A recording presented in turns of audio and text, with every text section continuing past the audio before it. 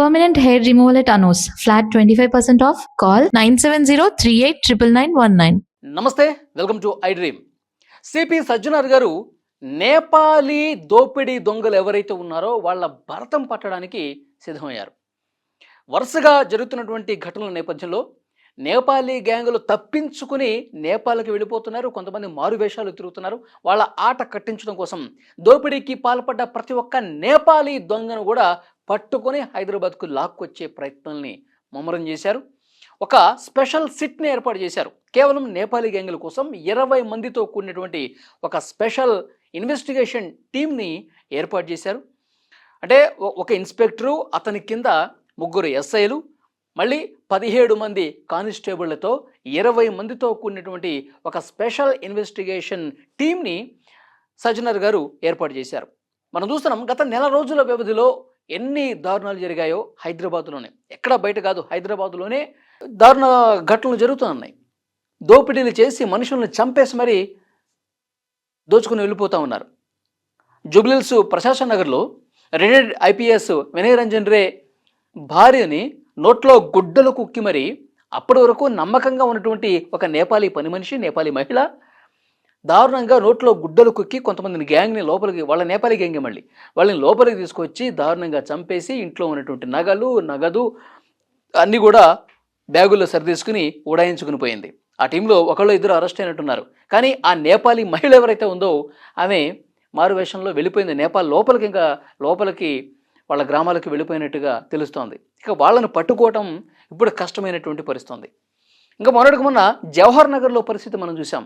2 భార్యాభర్తల్ని కాళ్ళు చేతులు కట్టేసి మళ్ళీ వీళ్ళు నేపాలీ పని మనుషులే ఇంక 2-3 నేపాలీని తీసుకొచ్చి ఇంట్లో ఉన్నటువంటి డబ్బులు, అంటే వాళ్ళని బెదిరించి చంపేస్తామని బెదిరించి, మళ్ళీ ఆ దంపతులు కూడా కాళ్ళ వేళ్ళబడి మమ్మల్ని ఏం చేయొద్దు, అక్కడ డబ్బులోనే తీసుకోండి, అక్కడ బంగారం ఉంది తీసుకోని చెప్పి వాళ్ళ చేత చెప్పించి మూటలు కట్టుకుని వెళ్ళిపోయారు. ఆ తర్వాత కాచిగూడలో ఘటన జరిగింది. సేమ్ అలాంటి ఘటనే. ఈ జవహర్ నగర్లో అయితే 70 తులాల బంగారం అంట. 70 తులాల బంగారాన్ని తీసుకుని ఉడాయించుకుపోయారు.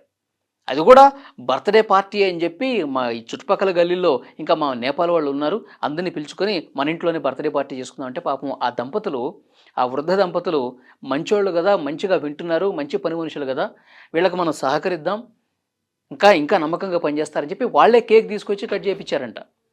కానీ కేక్ కట్ చేసి భోజనం చేస్తున్న సమయంలో వెనకాల నుంచి వచ్చి కొట్టేసి మొత్తం కాళ్ళు చేతులు కట్టేసి దారుణంగా ఇంట్లో ఉన్నటువంటి మొత్తం కూడా దోచుకుని వెళ్ళిపోయారు. సేమ్ కాచిగూడలో కూడా అదే రకంగా చేశారు.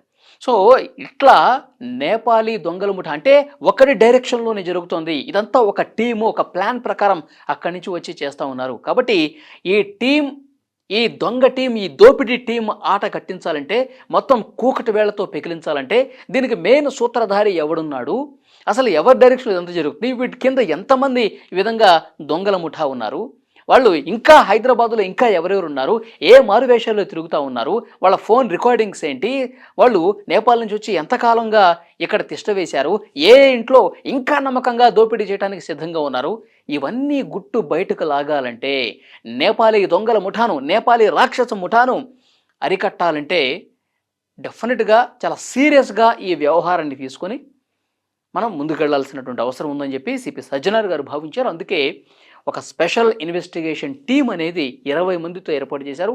వీళ్ళ కోసం గాలింపు చేస్తారు. ఇక్కడ కమాండ్ కంట్రోల్లో ఐటీ సెల్ కేంద్రంగా ఈ టీం పనిచేస్తూ ఉంటుంది. అన్నీ కూడా సీసీ ఫుటేజ్లు, అన్ని కాల్ రికార్డింగ్స్, ఏ టైంలో ఎంతమంది హైదరాబాద్కి గత కొంతకాలంగా నేపాలీలు వచ్చారు, ఎవరిళ్లలో ఎంతమంది పనిచేస్తున్నారు, ఆల్రెడీ ఇళ్ల యజమానులు కూడా ఇన్ఫర్మేషన్ ఇచ్చేశారు. మీ ఇంట్లో నిజంగా నేపాల్ వాళ్ళు పని చేస్తుంటే కనుక వాళ్ళకి సంబంధించిన డీటెయిల్స్ స్థానిక పోలీస్ స్టేషన్స్లో ఇవ్వండి. వాళ్ళు మంచిగా ఉన్నా సరే, వాళ్ళు నటిస్తున్నారా లేకపోతే నిజంగానే నిజాయితీ పరులా అవన్నీ సెకండరీ. మీ ఇంట్లో నేపాల్ మనుషులు ఉంటే, పని చేస్తుంటే, వాళ్ళు ఎన్ని సంవత్సరాల నుంచైనా ఉండనివ్వండి, నమ్మకంగా ఉండనివ్వండి, కానీ నేపాల్ వాళ్ళు ఉంటే మాత్రం ఆ డీటెయిల్స్ తప్పకుండా పోలీస్ స్టేషన్లో ఇవ్వాల్సిందే అని చెప్పి పోలీసులు కూడా ఇన్ఫర్మేషన్ పాస్ చేసినటువంటి పరిస్థితి ఉంది. ఇక వాళ్ళ ఇన్ఫర్మేషన్ తీసుకుంటా ఉన్నారు. ఆ తర్వాత ఎవరైతే నేపాల్కి ఇక్కడ దోచేసుకొని పారిపోయారో వాళ్ళని కూడా తిరిగి హైదరాబాద్ తీసుకొచ్చి కటకటాల వెనక్కి పంపించడానికి, వాళ్ళు దోచుకున్నటువంటి ప్రతి ఒక్క రూపాయిని కక్కించడానికి, ప్రతి ఒక్క బంగారపు వస్తువును మళ్ళీ యజమానులకు ఇచ్చేందుకు ఈ టాస్క్ ఫోర్స్ ఏదైతే ఉందో, ఈ స్పెషల్ ఇన్వెస్టిగేషన్ సిట్ ఏదైతే ఉందో నిరంతరాయంగా పనిచేస్తుంది. ఈ రోజు నుంచి చాలా సీరియస్గా ఇంకా వర్క్ చేస్తుందని చెప్పి సిపి సజ్జనర్ గారు చెప్పారు. సో డెఫినెట్గా అతి కొద్ది రోజుల్లోనే విజయవంతంగా విచారణ పూర్తి చేసి ఆ దొంగల ముఠానందరినీ కూడా పట్టుకుని హైదరాబాద్కు తీసుకొచ్చే అవకాశం అయితే కనిపిస్తోంది.